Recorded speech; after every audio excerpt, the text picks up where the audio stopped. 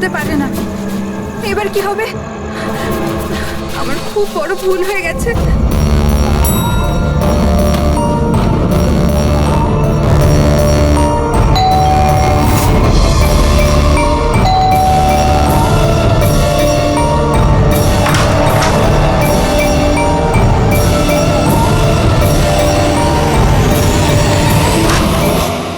এদিকে এসো, এদিকে এসো। সব সব ঠিক আছে তো? তোমায় এভাবে কেউ দেখেনি তো? কেউ সন্দেহ করেনি তো? হ্যাঁ সন্দেহ? বলো। কেমন সন্দেহ? কি অঞ্জলি, তুমি কাঁদছো কেন? আর তোমার চোখগুলো এরকম বসে গেছে কেন? তুমি তুমি এত কাঁদছো কেন? কি হয়েছে? তুমি আমায় জিজ্ঞাসা করছো কি হয়েছে? তুমি জানো না কি হয়েছে? আমি কি করে জানবো কি হয়েছে? আমি তো এইমাত্র বাড়ি এলাম। রঞ্জন, তুমি পাগল হয়ে গেছো নাকি আমায় পাগল বানাচ্ছো? এত বড় ঘটনা ঘটে গেল আমাদের সাথে আর তুমি এমন বিহেভ করছো যে যেন কিছু হয়নি। কি কি খেলা খেলছো তুমি? কি খেলা আরে আমি খেলছো কোনো তুমি? খেলা খেলছি না। কি তখন থেকে বলে চলেছো তুমি? রঞ্জন, কিছু ঘন্টা আগে তুমি তুমি খুন করেছো। কি? ওই লাশটার টুকরো করে ওই টুকরোগুলোকে পুকুরে ফেলে দিয়েছো আর আর তুমি এমন বিহেভ করছো যেন কিছু হয়নি। মনে করো তুমি কেন এমন বিহেভ করছো? অঞ্জলি, তোমার কি হয়েছে? কিছু নেশা টেশা করেছো নাকি তুমি? হ্যাঁ, পাগলের মতো কথা বলছো। আরে কি খুন, কি মার্ডার, কি কি এসব? What is wrong with you? এক মিনিট, তোমার জামায় রক্ত, তোমার জামায় তো রক্ত আর আর মাথায়, তোমার মাথায় তো চোট লেগেছিল। আর এইসব তুমি জামা কোথায় চেঞ্জ করলে? কোথায় গেল এই সব কিছু? কত রক্ত পাগল হয়ে লেগেছিল। গেছো তুমি? আজ সকালে এই জামাটা পরেই তো গিয়েছিলাম অফিসে। এখন টায়ার্ড হয়ে এত রাতে অফিস থেকে বাড়ি এসেছি, টেনশনে রয়েছে, তুমি উল্টো পাল্টা বলে যাচ্ছ, ইরিটেট করছো আমাকে। আর এইসব কি গল্প তৈরি করছো খুন টুনের? হ্যাঁ রঞ্জন ভালো করে মনে করো। হ্যাঁ, তুমি আমায় কল করেছিলে আর তুমি খুব ঘাবড়েছিলে। রঞ্জন, তুমি তুমি তুমি কাঁদছো কেন? সব ঠিক আছে তো? তখনই তুমি নিচে আসতে বলে আর সাথে টুল বক্স আর পরিষ্কার করার কাপড়ও নিয়ে যেতে বলেছিলে। অঞ্জলি, রঞ্জন, এটা কি করে হলো? এত রক্ত, এই চোট, আর তুমি এইসব জিনিস কেন আমাকে আনতে বললে? অফিস থেকে গাড়ি করে বাড়ি আসছিলাম তো রাস্তায় একটা মেয়ে আমার থেকে লিফট চাইলো। আমি ওর সাহায্য করতে গেলাম তো আমার উপর হামলা করে দিল, আমার উপর। আর আর আমি নিজেকে বাঁচানোর জন্য আমি ওর খুন করে দিয়েছি। অঞ্জলি, আমাদের এই লাশটাকে কোথাও একটা লুকাতেই হবে। ওই লাশটা আমরা শহরের বাইরে একটা পুকুরের কাছে নিয়ে গেলাম।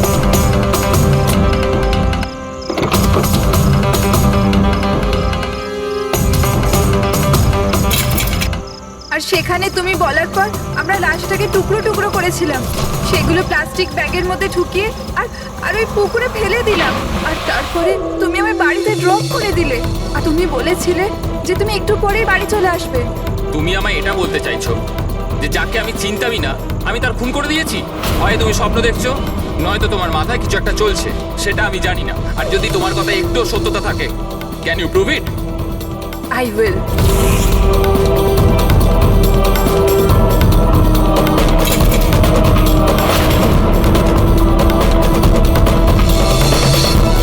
এই দেখো, আর এই দেখো, এবার বলো, প্রুফ চেয়েছিলে না তুমি? এই দেখো প্রুফ। এবার বলো, এই জামাগুলোতে রক্ত কোথা থেকে এলো? এমনটা নয় তো যে এগুলো তুমিই করেছো আর তুমি আমাকে ফাঁসানোর চেষ্টা করছো? আচ্ছা, এবার আমি বুঝতে পেরেছি। তোমরা সবাই মিলে আমার সাথে ইয়ার্কি মারছো না তো? ওখানে অফিসেও আমার কলিগেরা 1 মাস ধরে উল্টো পাল্টা বলেই চলেছে যে আমি তোকে ওখানে দেখেছি, আমি তোকে এখানে দেখেছি। আর আমি বলে বলে হাঁপিয়ে যাচ্ছি যে আমি ওখানে ছিলামই না। কিন্তু এখন যেটা তুমি করছো না, এটা কিন্তু ভুল করছো। এইসব একটা ইন্টেলিজেন্স চক্রান্ত, যেটা তুমি প্ল্যান করেছো। তুমি খুন করেছো অঞ্জলি, আর তুমি এটাতে আমাকে ফাঁসাতে চাও। আমি যাচ্ছি পুলিশের কাছে, সিআইডি কে ডাকবো। ছাড়ো। কেন এমন করছো? রঞ্জন, তুমি খুন করেছো, তুমি সিআইডি কে কেন ডাকছো?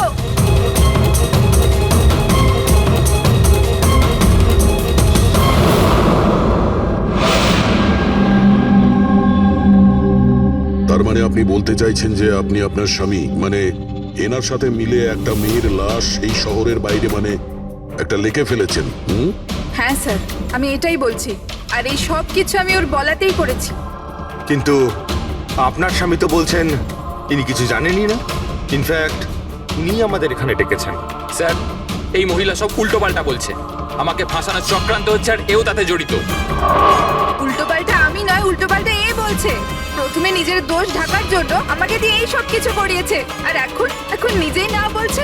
স্যার আমি আপনাকে সত্যি কথা বলছি, আমি বলেছিলাম না যে আমার হ্যাঁ, ওই একই রকম দেখতে লোকের কথা, যে আপনার বন্ধু অ্যালেক্সরা আপনার মতো দেখতে লোকের সঙ্গে দেখা করছে, কিন্তু এটা মনে হচ্ছে না যে আপনার এই গল্পটা সত্যি কম আর কাল্পনিক বেশি লাগছে।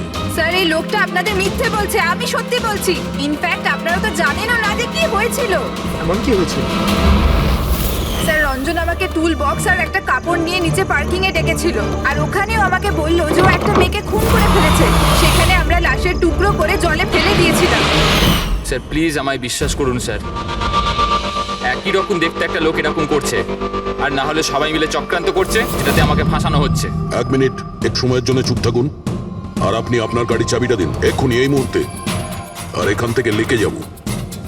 একবার এই এভিডেন্সগুলো ফরেন্সিক ল্যাবে যাক, তাহলেই আমরা জেনে যাব যে আপনাদের দুজনের মধ্যে কে সত্যি বলছে আর কে মিথ্যে বলছে।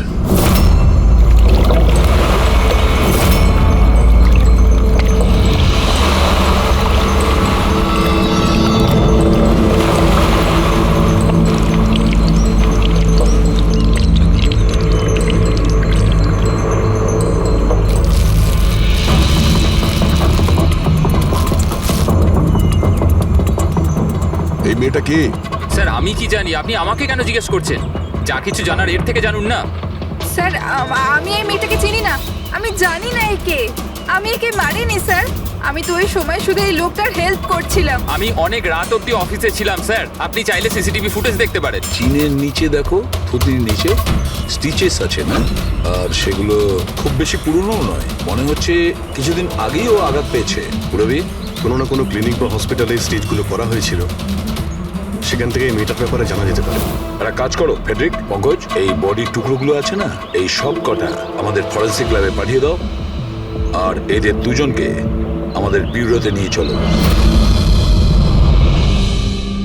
স্যার এ বলছে যে কয়েকদিন ধরে ওরই মতো দেখতে কোনো লোক ওকে ফাঁসানোর চেষ্টা করছে। এর চেনাশোনা লোকরা ওই লোকটার সঙ্গে বিভিন্ন জায়গায় দেখা করছে, আর ওরা ভাবছে যে ও এই। হ্যাঁ স্যার, আমায় ফাঁসানো হচ্ছে স্যার, আর ওই চক্রান্তে এও রয়েছে স্যার।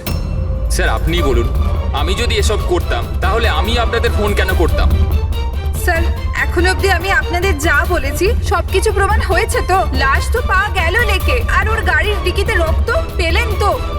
স্যার আপনি নিজেই বলুন, যখন এতটা সত্যি আমি বলেছি, তাহলে এখন মিথ্যে আমি কেন বলবো? আমাকে ফাঁসানোর জন্য স্যার, আমি বলছি স্যার এটা চক্রান্ত স্যার, আমাকে ফাঁসানোর জন্য। ব্যাস ব্যাস, কে কি কাজ করেছে আর করেনি সেটার খোঁজ আমরা করব। শুধু একটা কথা মনে রাখবেন, যে আমাদের সন্দেহ শুধু আপনাদের দুজনকে। বাট স্যার আমি কিচ্ছু করিনি, আমি নির্দোষ। আমি হতে পারে হয়তো আপনি খুন করেননি, কিন্তু লাশকে টুকরো টুকরো করে লেকে ফেলে দেওয়া এটাও কিন্তু বড় অপরাধ, বুঝেছেন আপনি? স্যার সিসিটিভি ফুটেজ পেয়ে গেছি।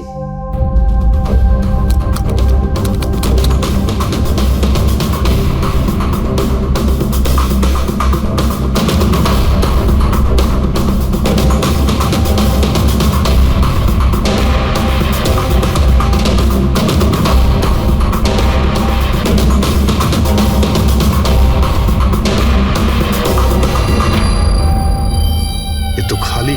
কিন্তু স্যার আমি সত্যি কথা বলছি, আমায় বিশ্বাস করুন, আমি ছিলাম অফিসে। আমি বুঝতে পারছি না কেন আমায় দেখা যাচ্ছে না স্যার। মিস্টার রঞ্জন, আইন বিশ্বাসের উপর চলে না, প্রমাণ চাই। আপনার অফিসের যে ফুটেজ সেটা সবার সামনে, আপনি ওখানে নেই, তার মানে এটাই হচ্ছে যে আপনার মিসেস যেটা বলছে সেটাই সত্যি।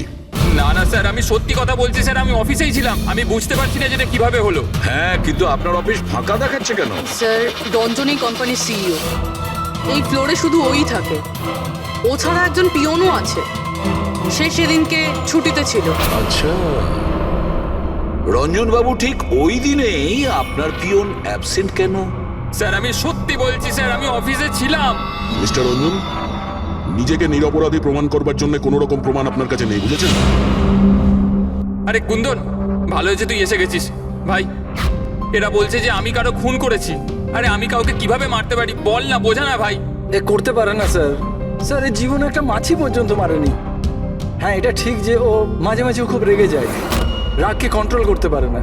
হ্যাঁ স্যার, অনেক দিন ধরেই চিকিৎসা চলছে ওর, ওষুধপত্রও খান রঞ্জন দাদা। কিন্তু কখনো কখনো যদি ওষুধ খেতে ভুলে যায় তাহলে নিজেকে সামলাতে পারে না। এই কথাটা তুমি আমাদের কেন বলনি? স্যার আমি ওই শুধু আপনাকে নয়, কাউকেই হয়তো বলেননি কথা। আমার ক্ষমতা চলতো তো তার এই বিয়েটা হতেই দিতাম না। আমি তো আমার মেয়ের কাছে হেরে বসে আছি। এই লোকটা তো একটা সাইকো সাইকো। এই রঞ্জন একজন মানসিক রোগী। এর পার্সোনালিটি ডিসঅর্ডার আছে। এর মাথা তো সেটাই মনে রাখে যেটা ও মনে রাখতে চায়, বাকি সমস্ত কথা তো এ ভুলে যায়। হতেই পারে স্যার যে খুনটা এই করেছে আর ভুলে গেছে। ব্যাপারটা হচ্ছে যে আমি আগে অসুস্থ ছিলাম, কিন্তু তারপর আমি ঠিক হয়ে গেছিলাম। আপনি এরম কেন বলছেন? কুন্দন কুন্দন তুই বল, আমি সত্যি বলছি কিনা। বৌদি আপনি বলুন না, আরে তুমিই বলো না। আপনারা আমায় এভাবে কেন দেখছেন? আরে আমি সাইকো নই, আমি অসুস্থ নই, কোনো মানসিক রোগ নেই আমার, একদম ঠিক আছি আমি। আরে বলো না বলো না। বাস, অনেক হয়েছে। এটা তোমার বাড়ি নয়, ব্যুরো। এই নাটক এখানে চলবে না। একটা কাজ করো, পাশের ঘরে গিয়ে এনাদের বসাও। যান। ওই দিকটা যান যান। সমস্ত প্রমাণ ওই রঞ্জনের বিরুদ্ধে, আর তাছাড়াও ওর আচরণটা ঠিক নেই। কিন্তু বুঝে উঠতে পারছি না, জানি না কেন আবার এই ব্যাপারটা এড়িয়েও যেতে পারছি না। ও বারবার আমাদেরকে বলছে যে অফিসের সিসিটিভি ফুটেজটা চেক করুন। আমি অফিসে ছিলাম। এতটা জোর দিয়ে কেউ বলতে পারে না। আরও একটা ব্যাপার স্যার, ফোন ওই করেছিল। কোনো খুনি এরকম কেন করবে? আর স্যার ওই ডিসোসিয়েটিভ পার্সোনালিটি ডিসঅর্ডার, হয়তো খুনটা করেছে আর তারপর ভুলে গেছে। এই রোগটাতে এরকমই হয় স্যার। হতে পারে, এটা হতেই পারে।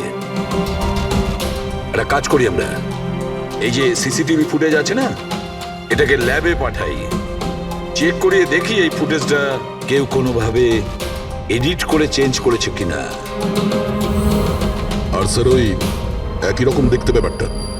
ও এটা বলছে যে ওর বন্ধুরা ওর মতো দেখতে লোকটাকে দেখেছে, আর ওই লোকটা ওর বন্ধুগুলোকে চিনতেও পারেনি। চলো ওর বন্ধুদের সাথে কথা বলি, জিজ্ঞাসাবাদ করি, জেরা করি, তারপর দেখি ওদের কথায় কতটা সত্যি আছে। স্যার হতে পারে এই চোটালি আর কুন্দন রঞ্জনের শুভাকাঙ্ক্ষী হওয়ার চেষ্টা করছে, হয়তো তা নয়। আর এদিকে শায়লা, উনি তো চানই এই দোষটা রঞ্জনের ওপর আসুক, যাতে ওনার মেয়েকে আর এই বিয়েটা করতে না হয়। স্যার স্যার যে মেয়েটা মারা গেছে ওর ফটো হসপিটালের ক্লিনিকে পাঠিয়ে দিয়েছি। ওকে শনাক্ত করা হয়েছে। ওর নাম হলো অনামিকা। দুদিন আগেই ওখানে গেছিল ওর আঘাত দেখাতে। অনামিকা, অনামিকা, এই অনামিকার পুরো ফোন রেকর্ড চেক করো, খোঁজ নাও এ কোথায় থাকতো, কি করতো, এর সঙ্গে রঞ্জনের কি সম্পর্ক ছিল।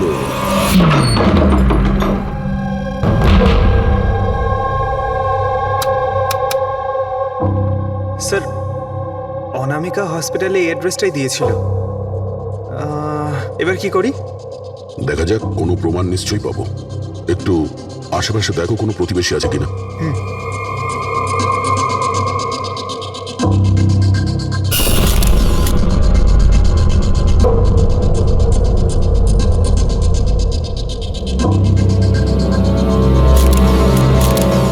স্যার হ্যাঁ, এর নাম অঙ্কিত, অনামিকার প্রতিবেশী। হ্যালো স্যার, কি হয়েছে বলুন? অনামিকা ঠিক আছে তো? না, অনামিকার খুন হয়ে গেছে, আর আমরা সেই জন্যই এর তদন্ত করছি। আপনি ওর ব্যাপারে কিছু বলতে পারেন যার সাহায্যে আমরা খুনি পর্যন্ত পৌঁছতে পারি? না স্যার, আমি ওর ব্যাপারে বেশি কিছু তো জানি না। হ্যাঁ, তবে এটুকু জানি যে ও অ্যাসিস্ট্যান্ট ডাইরেক্টর ছিল আর এখন একটা ইন্টারন্যাশনাল শর্ট ফিল্মে কাজ করছিল। ইন্টারন্যাশনাল শর্ট ফিল্মে? আচ্ছা, ওর কোনো বন্ধু কিংবা আত্মীয় যে এখানে ওর সঙ্গে থাকতো? ও তো এনারাই ছিল স্যার, এই কিছু মাস আগেই এখানে থাকতে এসেছিল। আমি তো ওর পরিবারের কাউকে দেখিনি। হ্যাঁ, ওর একটা বয়ফ্রেন্ড ছিল যার সাথে ও ঘন্টার পর ঘন্টা ফোনে কথা বলতো। ও ফোনে যার সঙ্গে কথা বলতো ও যে ওর বয়ফ্রেন্ড ছিল, এটা আপনি কি করে জানলেন? স্যার আসলে আমি ওর কথাগুলো শুনেছিলাম। ও ব্যালকনিতে দাঁড়িয়ে ওর সাথে খুব জোরে জোরে কথা বলতো অনেকক্ষণ। আর ওদের কথা শুনে মনে হতো স্যার ওর বয়ফ্রেন্ড ভালো লোক নয়। ঝগড়া হতো খুব দুজনের। কথা শুনে মনে হতো নিজেদের মধ্যে মারপিটও করে। ইনফ্যাক্ট এই 2 দিন আগেই ওরা নিজেদের মধ্যে মারপিট করেছে। ওর মুখেতে সেলাইও পড়েছিল আর ওর চোখেও আঘাত লেগেছিল স্যার। আপনি দেখেছেন ওর বয়ফ্রেন্ডকে? আমি স্যার ওকে কখনো দেখিনি, কিন্তু ওর নামটা জানি স্যার। আচ্ছা, কি নাম কি ওর? রঞ্জন। রঞ্জন?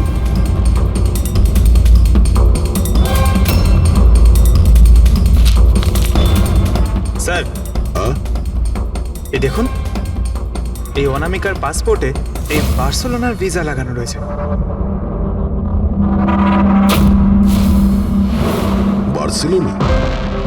এটি স্পেনে যেতে চাইছিল নাকি? স্যার অনামিকা স্পেন থেকেই এসেছিল স্যার।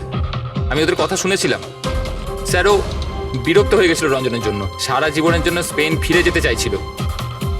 স্যার, আমার মনে হয় ওর খুন রঞ্জনই করেছে। ও চাইতো না যে ও স্পেনে চলে যাক।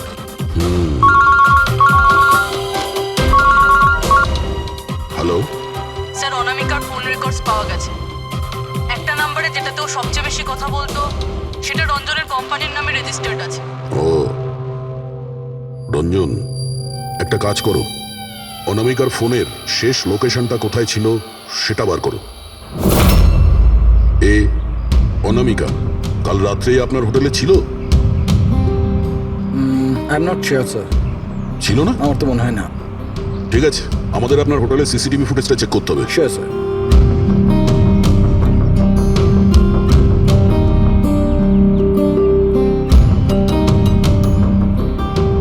এই তো অনামিকা।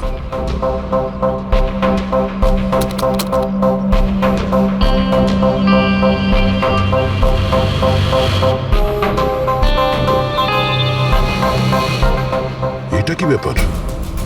ও ভেতরে গেল একটা হ্যান্ডব্যাগ নিয়ে আর বাইরে এলো একটা লাগেজ নিয়ে। আর সঙ্গে এই ছেলেটা কি? স্যার ও তো আমাদের বেল বয়। ওয়েল বয় কোথায় আছে এখন? কাল রাত্রে তুমি যখন ওই মেয়েটার লাগেজ নিয়ে বাইরে যাচ্ছিলে তখন ওর জন্য কেউ অপেক্ষা করছিল বাইরে? হ্যাঁ স্যার, একজন লোক তো ছিল, ওর জন্য ওয়েট করছিল। কে ছিল?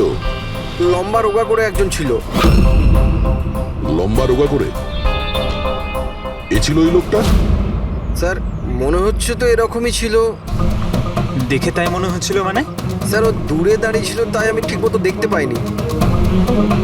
ও, তার মানে এই রঞ্জন, ও আমাদের মিথ্যে কথা বলেছে। ও অনামিকাকে আগে থেকেই চিনতো, আর শেষবার অনামিকা ওর সাথেই ছিল। রঞ্জন বলছে যে আপনারা ওকে আলাদা আলাদা জায়গাতে দেখেছিলেন, কিন্তু ও বলছে ও ওখানে ছিলই না। ব্যাপারটা কি বলুন তো? স্যার আমি একদিন কফি শপে কফি খাচ্ছিলাম, আমি দেখলাম যে রঞ্জন বাইরে কারোর সাথে কথা বলছে। রঞ্জন, রঞ্জন, এই রঞ্জন! স্যার আমি যখন ওকে ডাকলাম ও জানি না কেন আমার কথা না শুনে অন্যদিকে চলে গেল। রঞ্জন! কিন্তু স্যার যখন আমি এই ব্যাপারে ওর সঙ্গে কথা বললাম তখন ও বললো যে ওখানে ছিলই না।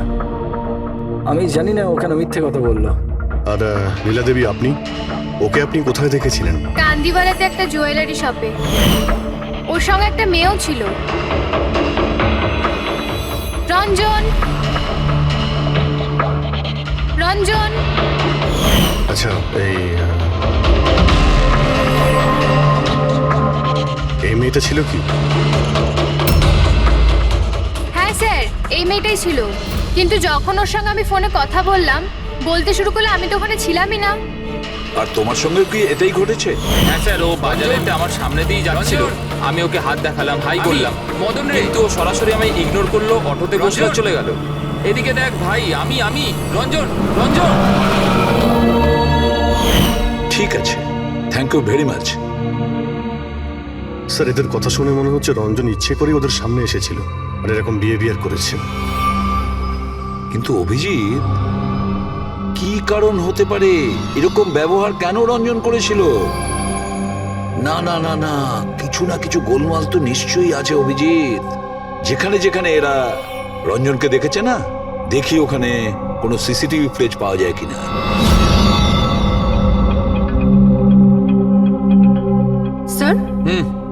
এখানে দেখুন। হ্যাঁ সালুকে বস কি পেলে? এই অস্ত্রের উপর আর কাপড়ে যে রক্ত পাওয়া গেছে সেটা অনামিকারই। মনে হচ্ছে অঞ্জলি সত্যি বলেছে। এটার ব্যবহার অনামিকাকে খুন করার জন্যে আরো লাশটাকে লুকানোর জন্য করা হয়েছে। আচ্ছা, রঞ্জনের বিরুদ্ধে কোনো প্রমাণ? হ্যাঁ স্যার, রঞ্জনের ফিঙ্গারপ্রিন্টস পাওয়া গেছে।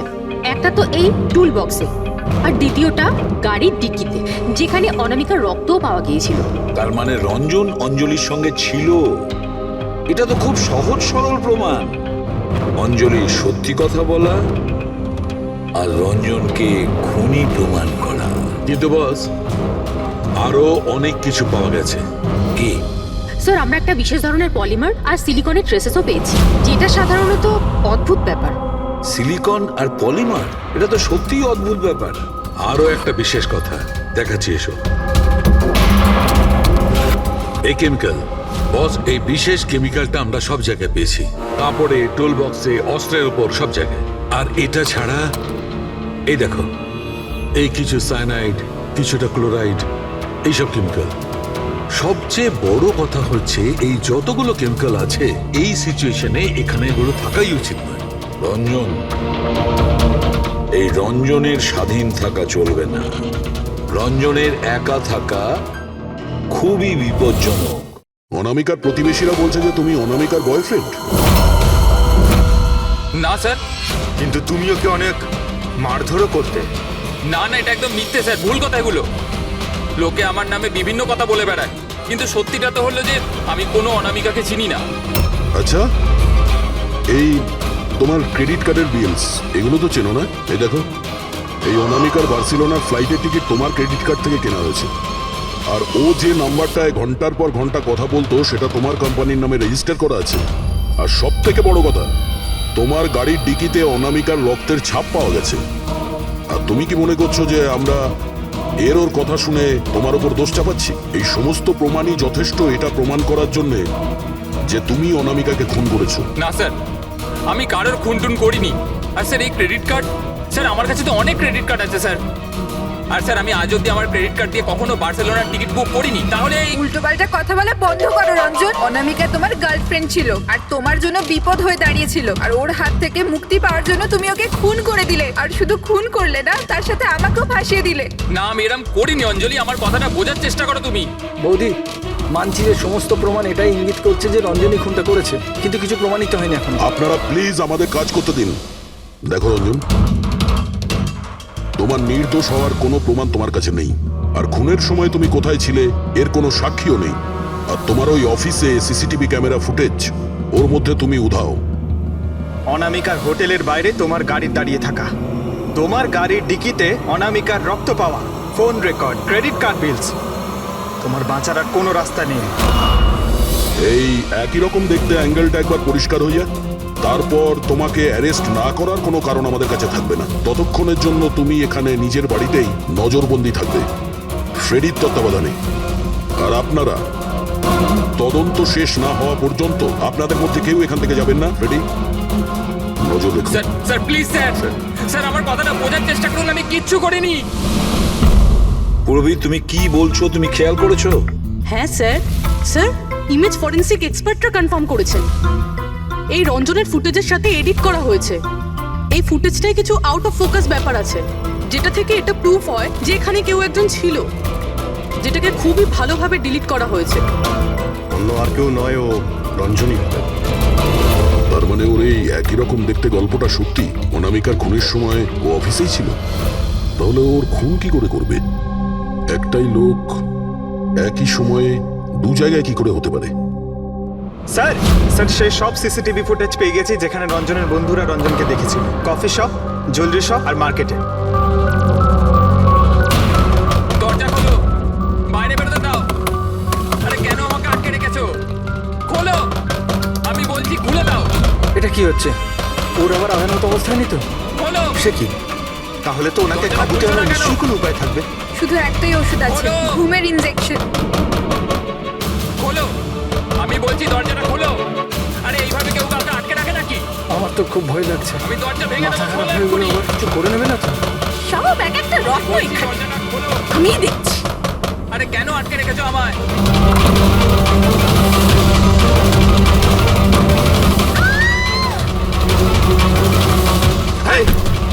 এই রঞ্জন দাঁড়াও বলছি।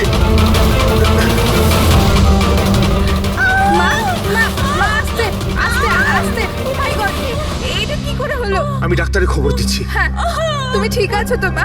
ও মাই গড কি করে লাগলো তোমার? স্যার এটা কফি শপের ফুটেজ।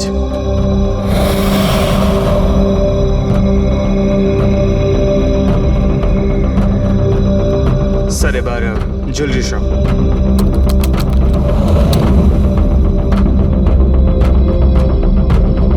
তো সঙ্গে অনামিকাও ছিল। এখনো পর্যন্ত সবকিছু তো নর্মালি লাগছে।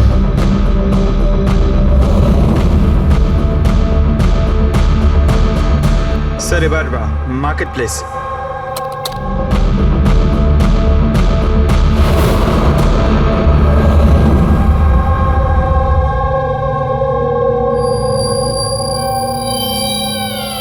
পঙ্কজ, একটু রিওয়াইন্ড করো।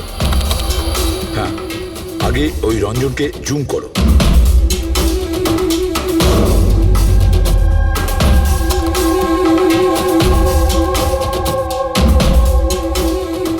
এই দেখো, এর হাঁটা চলা একটু আলাদা।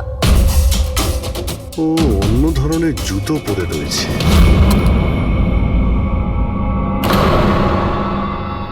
কিন্তু এটা কি?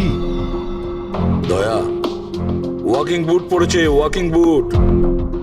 যার পায়ের হাড়ে কোনো প্রবলেম থাকে না, সে ওই ওয়াকিং বুট পরে। কিন্তু রঞ্জনের পা তো একদমই ঠিকঠাক আছে। সেটাই তো, এটা তো হতেই পারে না। তাহলে ও কি? হ্যাঁ সালুকে বলো, কি এখনই? আচ্ছা ঠিক আছে, আমি আসছি। সালুকে ফরেন্সিক ল্যাবে ডেকেছে, এখনই যেতে হবে। চলো।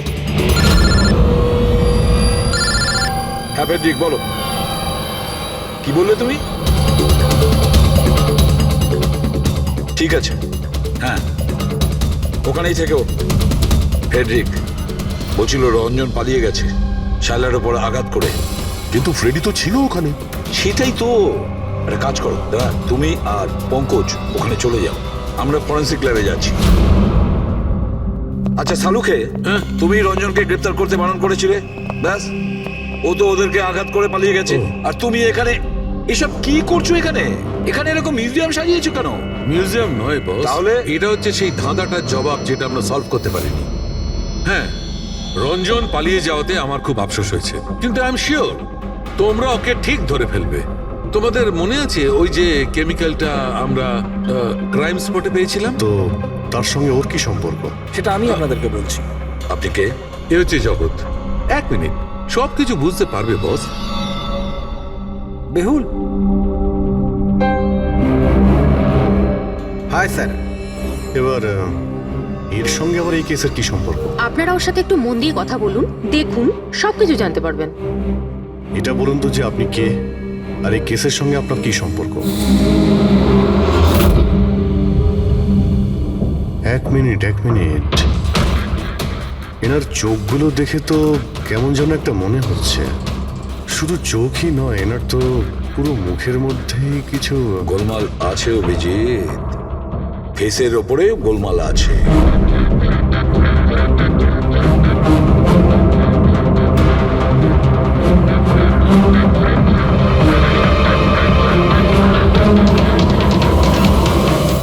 ও থ্যাংক ইউ বেহুল। এটা কি? আমি বলছি বস, ওই কেমিক্যালস যেটা ক্রাইম স্পটে পাওয়া গেছিল, আসলে ওই কেমিক্যালটা এই ধরনের মাস্ক আর নকল রক্ত তৈরি করতে কাজে লাগে। বিশেষ করে এই সিলিকন মাস্ক, যেটা ওই সিনেমাতে ব্যবহার হয়। সব থেকে বড় ব্যাপার হচ্ছে এর মধ্যে চোখের পাতা থাকে না, আর চোখের জন্য এখানে গর্ত একটা থাকে আসল মুখের মতো, যাতে যে এটা পড়বে তার আসল চোখটা এই গর্ত থেকে বেরিয়ে এসে যাতেও দেখতে পারে। আর স্যার, এটাকে বানানো কিন্তু অত সহজ নয়। হাই কোয়ালিটির সিলিকন আর পারদর্শী লোকই এটা বানাতে পারে। লেটেস্ট টেকনিকের জন্য স্যার এটা যে পড়বে তার যে মুখের ভাব সেটাই মাস্কে ফুটে উঠবে। এর থেকে তো একটা কথা পরিষ্কার, অভিজিৎ, কেউ রঞ্জনের মতো দেখতে হুবহু একটা মুখোশ বানিয়েছে, একটা মাস্ক বানিয়েছে।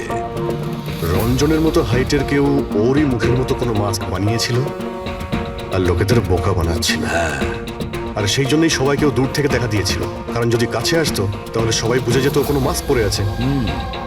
আর স্যার অঞ্জলি, ও তোর সাথেই ছিল, ওর সাথে কথাও হয়েছে, ওর সাথে লাশটা লুকোনোর চেষ্টা করেছে। ওর মুখে রক্তও লেগেছিল, আর ওখানে লাশগুলোকে কাটছিল আর লুকিয়ে রাখার চেষ্টাও করেছিল, তাই হয়তো তাড়াহুড়োতে কোনো খেয়ালই করেনি। আর তাছাড়াও এই যে একই রকম দেখতে না, নিশ্চয়ই ওর পায়ের হাড়ে কোনো প্রবলেম ছিল, তাই ও ওয়াকিং বুট পরেছিল। আর এই মাস্ক তৈরি করাও এত সহজ নয়। স্যার এই মাস্ক ফিল্ম প্রজেক্টেই কাজে লাগে। ও হ্যাঁ, তবে এটুকু জানি যে ও অ্যাসিস্ট্যান্ট ডাইরেক্টর ছিল আর এখন একটা ইন্টারন্যাশনাল শর্ট ফিল্মে কাজ করছিল। স্যার দয়া বলছিল যে অনামিকা ও নাকি কোনো ইন্টারন্যাশনাল শর্ট ফিল্মে কাজ করছিল। ওর পক্ষে এগুলো করা তো খুবই সহজ। তার মানে ও রঞ্জনের গার্লফ্রেন্ড ছিল না, ওকে নিজেরই খুনে ফাঁসানোর চেষ্টা করেছিল।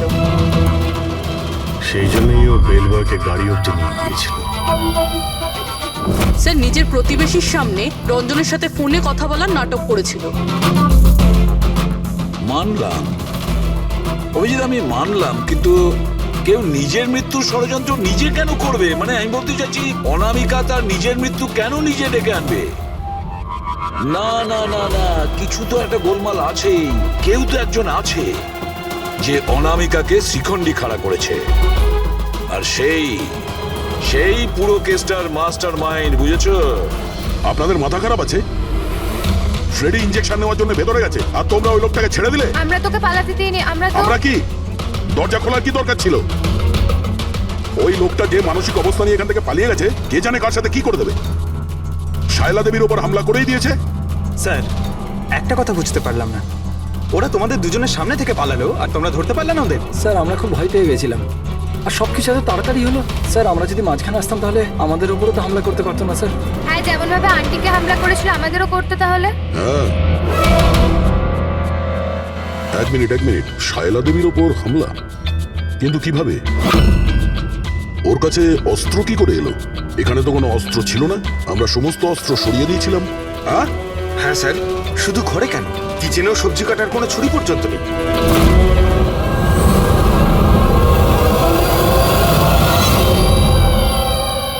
স্যার এ হলো আমাদের প্রোডাকশন হাউসের মেকআপ আর্টিস্ট, আর স্যার এ মাস্ক বানাতেও এক্সপার্ট। তুমি অনামিকার জন্য মাস্ক বানিয়েছিলে, তাই না? বানিয়েছিলে কি না? হ্যাঁ স্যার, উনি আমাকে টাকা দিয়েছিলেন, আর এটা তো আমার কাজই স্যার। তাহলে এটাও বলে ফেলো যে কাজটা কার জন্য করেছিল, এই মাস্কটা কার পরার কথা ছিল। বলো বলো, তাড়াতাড়ি বলো, সময় নেই আমাদের। আর হ্যাঁ, যার মুখের তুমি মাস্ক বানাও তার মাপ নেওয়ার দরকার আছে, ম্যাপিং করার দরকার আছে। হ্যাঁ স্যার। কার জন্য বানিয়েছিল ওই মাস্ক? কে ওই মাস্কটা পরতো? বলো তাড়াতাড়ি।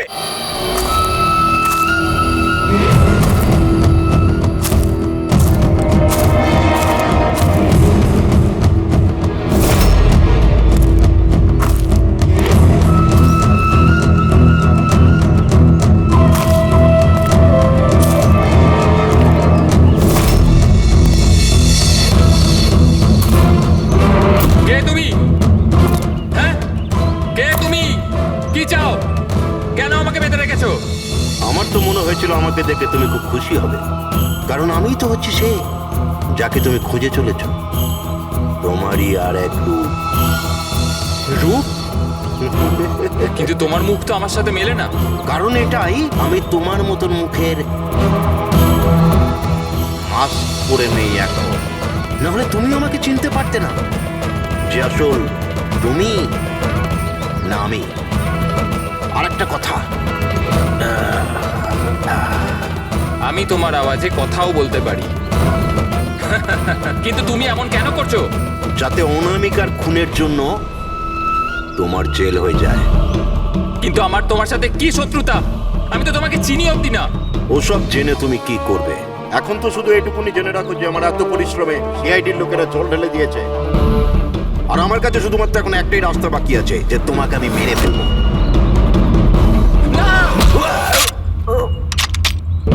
সিআইডি, তোমরা এখানে কি করে? তোমাকে ফলো করতে করতে এখানে পৌঁছেছি। ওই মেকআপ ম্যান সবকিছু বলে দিয়েছে তোমার ব্যাপারে। খুব ভুল করেছো তোমরা এখানে এসে। রঞ্জনকে তো আমি কিছুতেই ছাড়তে পারবো না, কারণ আমি ওকে মারবার জন্য কন্ট্যাক্ট নিয়েছি। কিন্তু এখন তোমরা ওর সঙ্গে মরবে।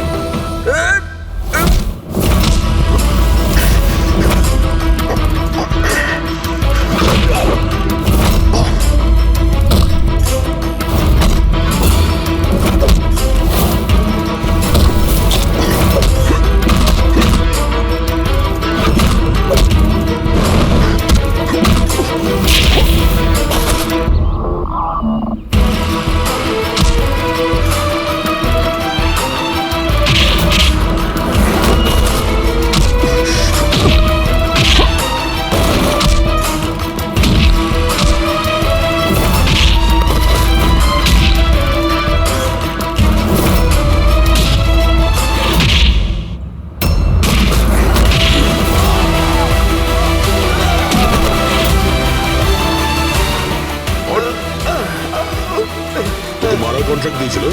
হ্যাঁ, কে দিয়েছিল? অনামিকা মারা যাওয়ার পরেও তোমাদের প্ল্যান চালু আছে। কে মাস্টার মাইন্ড? আমায় ক্ষমা করে দাও মা। তোমার মতের বিরুদ্ধে গিয়ে বিয়ে করে আমি অনেক বড় ভুল করে ফেলেছি। কখনো ভাবতেও পারেনি যে ও এসব করতে পারে। রঞ্জন কোথায়? ওকে পেলেন না আপনারা? পাওয়া গেছে রঞ্জনকে। আপনারা সবাই এটা জেনে হয়তো অবাক হবেন যে রঞ্জন নির্দোষ। এটা আপনারা কি বলছেন? খুন রঞ্জনই করেছে? একদম না, রঞ্জন খুন করেনি। খুন করেছে আপনাদের মধ্যেই কেউ একজন। আমরা? কিন্তু আপনি তো জানেন যে এদের সবার উপস্থিতিতেই রঞ্জন আমাকে আঘাত করেছে। কি করে করলো? মানে কোন জিনিস দিয়ে আপনার উপরে আক্রমণ করেছিল? আমি বলেছিলাম না যে ও ছুরি দিয়ে আমাকে আঘাত করেছিল। কিন্তু ছুরি তো ছিল না ঘরে, আমরা সমস্ত অস্ত্র সরিয়ে দিয়েছিলাম। আপনার এই আঘাত ছুরি দিয়ে নয়, বরং নেইল ফাইল, নখ কাটার জন্য যেটা ব্যবহার করা হয়, আপনার এই আঘাত সেটা থেকে লেগেছে। মনে হচ্ছে উনি এখনো কনফিউজড। কোনো ব্যাপার নয়, ওনাকে আমরা সাহায্য করছি। ফ্রেডি,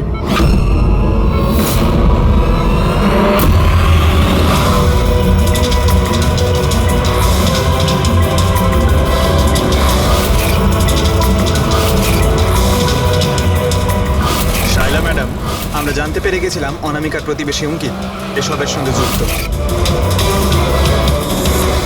তো এই জন্য আপনি আমায় বাড়ি থেকে তাড়িয়ে দিয়েছিলেন, যাতে আমার কিডন্যাপ করে আপনি আমাকে খুন করতে পারেন। মা, তুমি এই খবরদার, খবরদার, যদি আমাকে মা বলে ডেকেছিস তো। মা শব্দের অর্থ কি হয় তোমরা দুজন জানো? স্যার, এ আমার অনিচ্ছা সত্ত্বেও রঞ্জনের সাথে বিয়ে করলো আর আমার সাথে সব সম্পর্ক চিরদিনের মতন ত্যাগ করলো। আর আজ এরা আমার সম্পত্তির অধিকার চাইতে শুরু করেছে। এই সব এই রঞ্জনের কাজ। এই উস্কেছে আমার মেয়েকে, আমার একমাত্র সন্তান, নিজের স্বামীর সঙ্গে মিলে ধীরে ধীরে আমাকে বিষ দিয়ে মারতে শুরু করলো।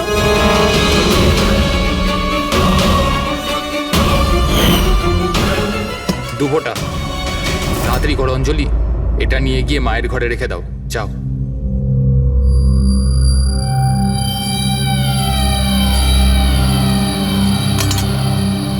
কিন্তু আপনি অনামিকার খুন করলেন কেন? ওর কোনো দোষ ছিল না, কিন্তু আমার কাউকে তো একটা দরকার ছিল এই সব কিছু করার জন্য। কিন্তু আমি এদের দুজনকে শাস্তি দিতে চেয়েছিলাম যে রঞ্জনের ফাঁসি হয়ে যাক আর অঞ্জলির সারা জীবনের মতো জেল। শায়লা দেবী, এদের প্রতি আপনার ঘৃণা আপনাকেও এদেরই মতন অপরাধী বানিয়েছে। এদের দুজনের তো শাস্তি হবেই, আপনার প্রাণ নেওয়ার চেষ্টা করেছে বলে। কিন্তু আপনারও কঠোর থেকে কঠোরতম শাস্তি হবে অনামিকাকে খুন করার অপরাধে।